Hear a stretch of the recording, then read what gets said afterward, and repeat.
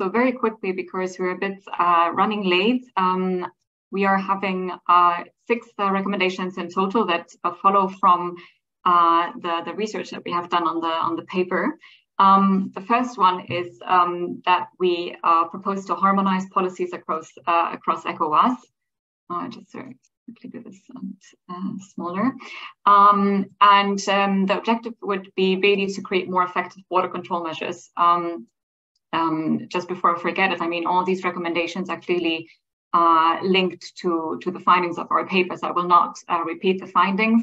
But happy to answer some questions on the linkages later on. So again, the objective of this first recommendation would definitely to create more effective border control measures. And to be more concrete, it would be important to first identify relevant policies that enable the harmonization of such policies across ECOWAS countries. And we would also recommend, as Ine has rightly pointed out, prioritize coastal countries in the region along the Gulf of Guinea to forestall the spread what we have seen of terrorist networks further southward.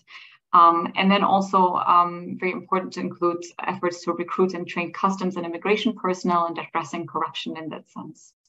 The second recommendation that we propose is to reactivate ECOMOG, so the Economic Community of West African States Monitoring Group.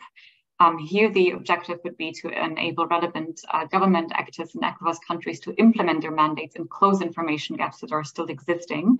So we see it's very important to support counterterrorism missions that are already active across West Africa, such as the multinational joint task force in the Lake Chad Basin, but also the joint force of the G5 Sahel. And here again, we would like to propose to focus on border regions between ECOWAS countries to build regional resilience against the mentioned expansion of terrorist networks in the region. The third recommendation that we would like to put forward is to advance CT policies as well as governance reforms. So the objectives here would be to disincentivize local insurgencies in the long term. And very concretely, that would be something that foreign partner countries should do. So to proactively encourage the merits of democratic governance, but also provide assistance with impartial election monitoring personnel, demonstrating open support for democratically elected governments, and then also enforce punitive deterrent measures, such as, for example, a visa ban against individuals who have been disrupting the electoral processes. The fourth recommendation that we would like to propose is to increase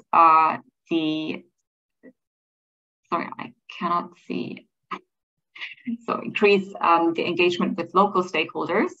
And here the objective would be for local stakeholders to be able to assist in propagating counter extremism measures and initiatives. And very concretely, that would be, for example, to liaise with strategic actors to identify people who could be facilitators within the respective constituencies, gain a more nuanced understanding of local grievances, also rebuild trust between the state and citizens, and then also adjust the security architecture in the Sahel and the Lake Chad Basin so that civil society organizations can operate within existing security and development initiatives. The fifth recommendation that we would like to propose is to strengthen African and African-European partnerships on the issue of foreign terrorist fighters. So here the objective would be, for example, to compile a continental database of persons, groups, and entities involved in terrorist acts, including foreign terrorist fighters. And this could be done by, in general, increased intelligence gathering, interagency cooperation, and then also the sharing of information on foreign terrorist fighters among African countries, but also in partnership with European and national agencies in Europe, which have some experience in that matter.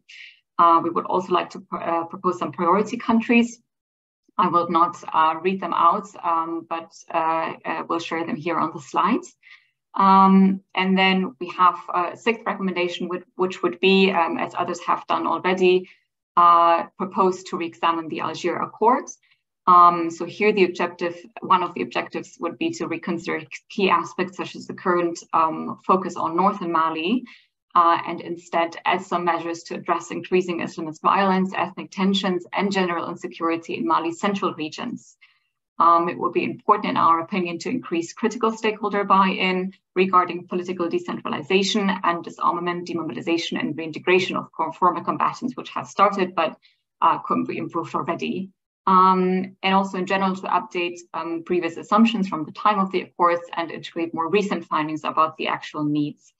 So that's been a quick run through our recommendations. And I thank you for your attention and looking forward to discussing these with you. Thank you.